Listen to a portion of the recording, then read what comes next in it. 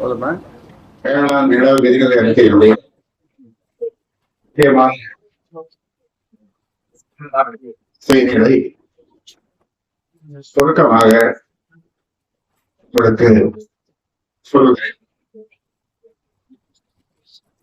வேளாண்மை வளராமல் வறுமையை ஒழிக்க முடியாது.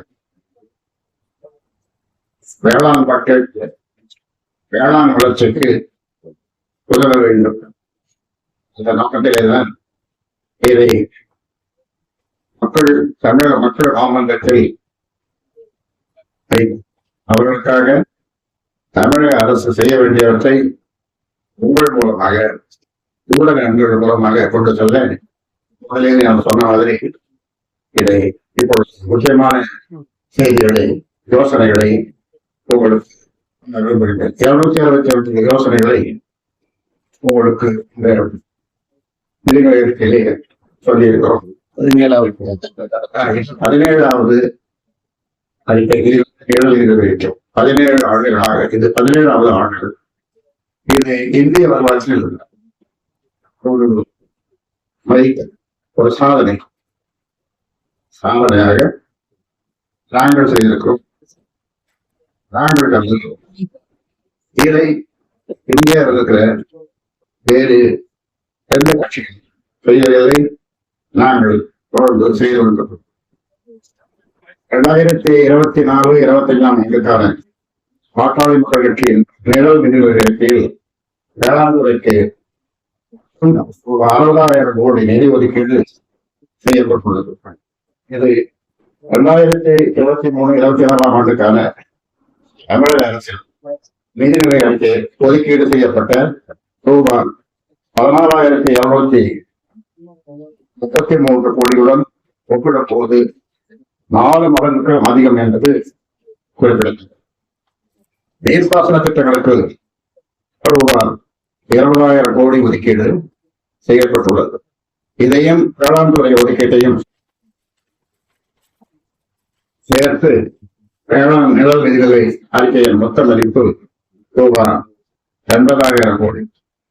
இது கடந்த ஆண்டின் வேளாண் விதிகளை அறிக்கையின் மொத்த மதிப்பான ரூபாய் 38,904 கோடியை விட 2 மடங்கிற்கும் கூடுதல் என்பது குறிப்பிடத்தக்கது. வழக்கமாக தமிழக அரசின் நிதிநிலை அறிக்கையில் கல்வித்துறைக்கு தான் மிக அதிக நிதி ஒதுக்கீடு செய்யப்படுவது வழக்கம். அதன்படி கடந்த ஆண்டு பள்ளி கல்வித்துறைக்கு ரூபாய் 40,299 கோடி ஒதுக்கீடு செய்யப்பட்டிருக்கிறது. ஆனால் அதைவிட 2 மடங்கு மதிப்பில் நாங்கள் தயாரித்த வேளாண் நிழல் நிதிநிலை அறிக்கையை தயாரித்தது. அரசியல் வேளாண் நிதிநிலை அறிக்கை அந்த அறிக்கையின் நோக்கம் நிறைவேறவில்லை. தமிழ்நாட்டில் வேளாண் துறைக்கு தனி நிதிநிலை அறிக்கை செய்ய வேண்டும் என்று 20 ஆண்டுகளுக்கு மேலாக வலியுறுத்தி வந்தது. நமது தொடர் வலியுறுத்தல் காரணமாக தமிழக அரசு கடந்த 3 ஆண்டுகளாக வேளாண் நிதிநிலை அறிக்கை தாக்கல் செய்து வருகிறது.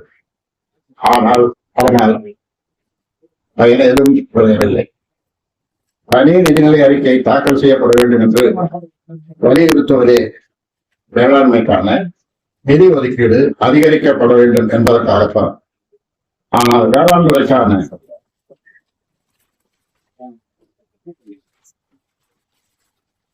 நிதி ஒதுக்கீடு அதிகரிக்கப்படவில்லை. நீர்ப்பாசன திட்டங்களுக்காக நிதி ஒதுக்கீடு செய்யப்படவில்லை. வேளாண் கட்டமைப்பை வலுப்படுத்த எந்த நடவடிக்கையும் எடுக்கப்படவில்லை.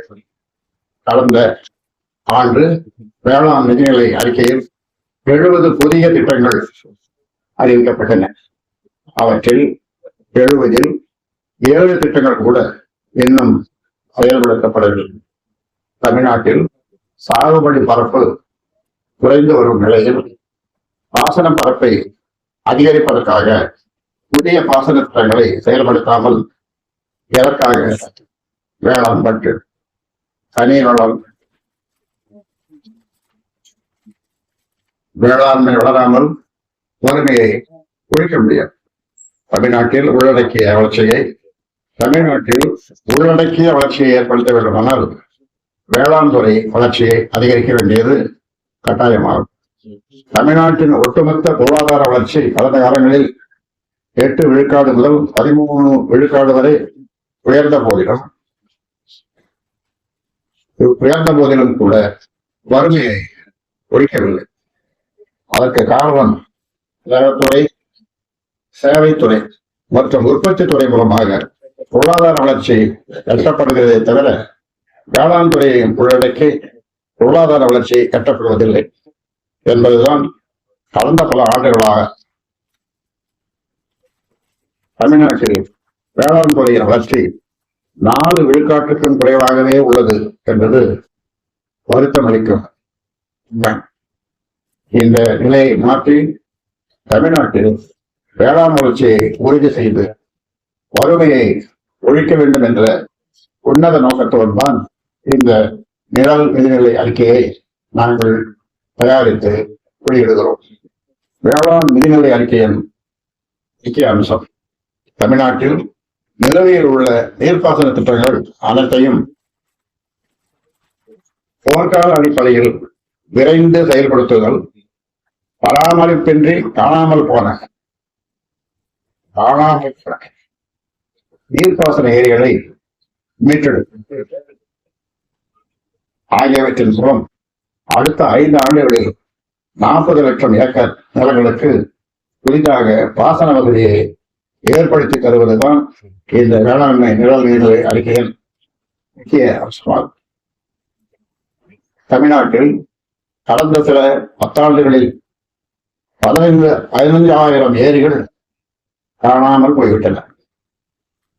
27,000 ஏரிகளின் கொள்ளளவு ஆக்கிரமிப்பால் குறைந்துவிட்டது. காணாமல் போன ஏரிகளில் சாத்தியமானவற்றை மீட்டெடுக்கவும், ஆக்கிரமிக்கப்பட்ட ஏரிகளை மீட்டெடுக்கவும் ஏரிகள் மேலாண்மை வாரியம் என்ற அமைப்பு உருவாக்கப்படும் என்றும் நிதிநிலை அறிக்கையில் குறிப்பிட்டுள்ளது. வேளாண் பாசன திட்டங்களுக்கு நிதி திரட்டுவதற்காக பெட்ரோலிய பொருட்களின் மதிப்பு கூட்டு வரி மீது 10 விழுக்காடு முத்திரைத்தாள் தீர்வை மற்றும் பிரிவு கட்டணங்கள் மீது 20 விழுக்காடு, மோட்டார் வாகன வரிகள் மீது 30 விழுக்காடு சிறப்பு தீர்வை வசூலிக்கப்படும். இதன் மூலம் ஆண்டுக்கு ரூபாய் 10,000 கோடி நிதி திரட்டப்படும். ஆண்டுக்கு 10,000 கோடி நிதி. தமிழ்நாட்டில் நேரடி நெல் கொள்முதல் நிலையங்களின் எண்ணிக்கை 3,600 இருந்து 4,000 உயர்த்தப்படும். நெல் சேமிப்பு கிடங்குகளின் எண்ணிக்கை 400 உயர்த்தப்படும். ஒவ்வொரு நெல் கொள்முதல் நிலையத்திலும் குறைந்தது 5,000 மூட்டைகளை சேமித்து வைக்க வசதிகள் செய்யப்படும் ஆகிய திட்டங்களும் இந்த நிதிநிலை அறிக்கையில் அறிவிக்கப்பட்டுள்ளது.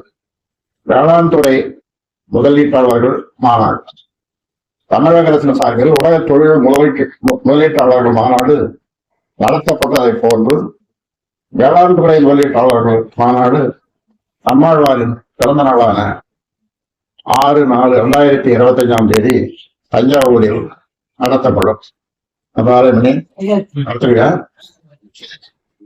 வேளாண்மை சிறப்பு பொருளாதார மண்டலங்கள், காவிரி பாதுகாக்கப்பட்ட வேளாண் மண்டலம் ஆகியவற்றில் வேளாண் சார்ந்த தொழிற்சாலைகளை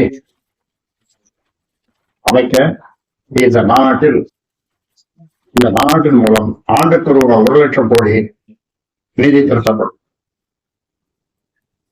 250 வேளாண் புத்தொழில் நிறுவனங்கள் வேளாண் தொழிலில் லாபத்தை அதிகரிக்க செய்யும் நோக்கத்துடன் வேளாண் உற்பத்தியை பெருக்குதல், மதிப்பு கூட்டுதல், சந்தைப்படுத்துதல் ஆகிய 3 துறை சார்ந்த 250 வேளாண் புத்தொழில் நிறுவனங்கள் தொடங்க ஊக்குவிக்கப்படும். சிறப்பாக செயல்படும் வேளாண் புத்தொழில் நிறுவனங்களுக்கு ரூபாய் 25 லட்சம் வரை மானியம் கொடுக்கப்படும். மிக சிறப்பாக செயல்படும் 205 புத்தொழில் நிறுவனங்கள் தேர்வு செய்யப்பட்ட அவற்றில் அரசின் சார்பில் 1 கோடி வரை முதலீடு செய்யப்படும். மாநில வேளாண் கொள்கை உருவாக்கி வெளியிடப்படும் ஆகியவையும் வேளாண்மை நிகழ்நிலை அறிக்கையில் இடம்பெற்றுள்ள முக்கிய அம்சங்களாகும். மாவட்ட தலைநகரங்களில் வேளாண் தொழில்நுட்ப கண்காட்சிகள். உலகின் பல நாடுகளில் வேளாண்மை லாபம் தரும் தொழிலாக மாற்றப்பட்டிருக்கிறது. ஆனால் தமிழ்நாட்டில் உழவுத் தொழில் லாபம் ஈட்டுவது குதிரை கொம்பாக மாறி இருக்கிறது. அதற்கு காரணம் பழைய தொழில்நுட்பங்களையும் சந்தை வாய்ப்புகளையும் இன்னும் அப்படியே பின்பற்றுவதுதான். இதே நிலை தொடரும் வரை விவசாயத்தில் லாபம் கிடைக்க வாய்ப்பே இல்லை. இந்த நிலையை மாற்றி உழவர்களுக்கு லாபம் கிடைப்பதை உறுதி செய்யும் வகையில் வேளாண் துறையில் ஏற்பட்டுள்ள மாற்றங்கள், சந்தை வாய்ப்புகள், புதிய தொழில்நுட்பங்கள் குறித்து உழவர்களுக்கு விளக்கும் வகையில் ஆண்டுதோறும் அனைத்து மாவட்ட தலைநகரங்களிலும் வேளாண் தொழில்நுட்ப கண்காட்சிகள் 3 நாட்களுக்கு நடத்தப்படும் என்று இந்த அறிக்கையை நாங்கள் அறிவித்தோம். காவிரி தருமபுரி உபரிநீர் திட்டம், அரியலூர் சோழர் பாசன திட்டம் ஆகியவற்றுக்கு வரும் ஜூன் மாதம் அடிக்கல் நாட்டப்படும்.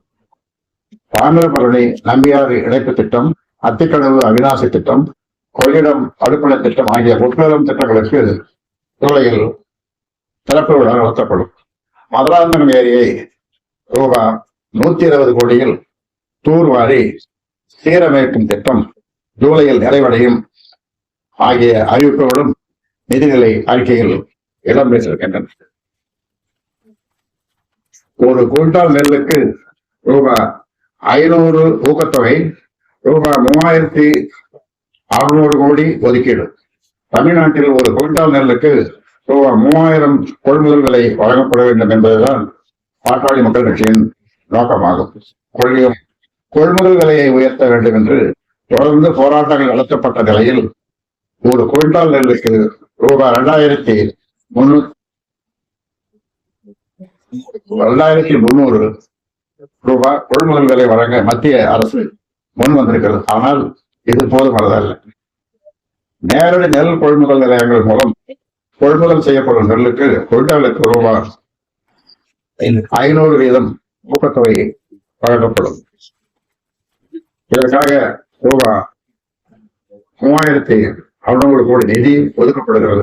இதன் மூலம் 1 குவிண்டால் நெல்லுக்கு ரூபாய் 2800 விலை வழங்கப்படும் என்று வேளாண்மை நிகழ் நிதிநிலை அறிக்கையில் தெரிவித்திருக்கிறோம். தமிழ்நாட்டில் சாகுபடி செய்யப்படும் நெல்லில் சுமார் 33 விழுக்காடு மட்டுமே தற்போது அரசால் கொள்முதல் செய்யப்படுகிறது. இதை படிப்படியாக 80 விழுக்காடாக உயர்த்த நடவடிக்கை எடுக்கப்படும். 2023-24 நெல் கொள்முதல் 40 லட்சம் டன்னுக்கும் கீழ் குறையும் என்று கணக்கிடப்பட்டுள்ள நிலையில் 2024-25 ஆண்டில் 72 லட்சம் டன் நெல் கொள்முதல் செய்யப்படும். 2024-25 ஆண்டில் 1 டன் கரும்புக்கான கொள்முதல் விலை ரூபாய் 5000 நிர்ணயிக்கப்படும். அனைத்து காய்கறிகள் மற்றும் பழங்களுக்கு அரசே கொள்முதல் விலை நிர்ணயிக்கும். நியாய விலை கடைகளில் நாட்டு சர்க்கரை வழங்கப்படும். அதற்காக உழவர்களிடமிருந்து 1 கிலோ நாட்டு சர்க்கரை ரூபாய் 60க்கு கொள்முதல் செய்யப்படும் என்றும் நிதிநிலை அறிக்கையில் அறிவித்துள்ளோம். காவிரி பாதுகாக்கப்பட்ட வேளாண் மண்டலம் 9 மாவட்டங்களுக்கு விரிவாக்கம். காவிரி பாதுகாக்கப்பட்ட வேளாண் மண்டலம் தஞ்சாவூர், திருவாரூர், நாகப்பட்டினம், அரியலூர், மயிலாடுதுறை, கடலூர், திருச்சி, கரூர், புதுக்கோட்டை ஆகிய 9 மாவட்டங்களையும் உள்ளடக்கியதாக விரிவாக்கப்படும். இதற்கான சட்ட திருத்தம் நடப்பு தொழிலில் நிறைவேற்றப்படும். NLC 3வது சுரங்கம் திட்டம், முதல் 2 சுரங்கங்களை விரிவாக்கும் திட்டம் ஆகியவற்றுக்கு தடை விதிக்கப்படும். இதற்காக 25,000 ஏக்கர் நிலம் எடுக்க அனுமதிக்கக்கூடாது. 66,000 ஏக்கர் பரப்பளவில் வீராணம் பாளையங்கோட்டை சுரங்க திட்டம், சேத்தியாத்தோப்பு சுரங்க திட்டம் ஆகியவற்றுக்கு நிரந்தர தடை விதிக்கப்படும். அரியலூர் மாவட்டத்தில் புதிய சிமெண்டி ஆலைகள் அமைக்க தடை விதிக்கப்படும். பாதுகாக்கப்பட்ட வேளாண் மண்டலத்தில் அனைத்து வகை தொழில் திட்டங்களுக்கும் தடை விதிக்கப்படும். சிப்காட் தொழிற்பேட்டைகளுக்கு நிலங்களை கையகப்படுத்த தடை. செய்யாறு சிப்காட் விரிவாக்கத்திற்காக மேல்மாம் உள்ளிட்ட கிராமங்களில் 3000 ஏக்கர் நிலம் கையகப்படுத்தும் திட்டம் கைவிடப்படும். அரசு நிலங்களில் இந்த விரிவாக்கம் செய்யப்படும். சிப்காட் உள்ளிட்ட எந்த தொழில் திட்டத்திற்கும் வேளாண் விளைநிலங்கள் கையகப்படுத்தப்படக்கூடாது. உழவர் மூலதன மானியம் பயனாளிகள் எண்ணிக்கை 60 லட்சம் ஆக்கப்படும். மத்திய அரசால் வழங்கப்படும் உழவர் மூலதன மானிய திட்டத்தின் பயனாளிகள் எண்ணிக்கை 37,081 லட்சமாக குறைந்துவிட்டது. இதை 60 லட்சமாக உயர்த்த நடவடிக்கை எடுக்கப்படும். தமிழ்நாட்டில் சிறு குறு உழவர்களுக்கு ஏக்கருக்கு ரூபாய் 10,000 வீதம், அதிகபட்சமாக ரூபாய் 30,000 மூலதன மானியம் வழங்கப்படும். மத்திய அரசின் சார்பில் வழங்கப்படும் ரூபாய் 6,000 சேர்த்து அதிகபட்சமாக ஒரு 36,000 ரூபாய் வழங்கப்படும். ஒரு ஏக்கருக்கு 16,000, 2 ஏக்கருக்கு ரூபாய் 26,000, 3 முதல் 5 ஏக்கர் வரை வைத்திருப்போருக்கு ரூபாய் 36,000 என்ற அளவில் மானியம் கிடைக்கும். காய்கறிகள், பழங்கள், மலர்கள் உள்ளிட்ட வேளாண் விளைபொருட்களை வீணாகாமல் பாதுகாத்து வைக்க அனைத்து வட்டங்களிலும் குளிர்பதன கிடங்கு அமைக்கப்படும்.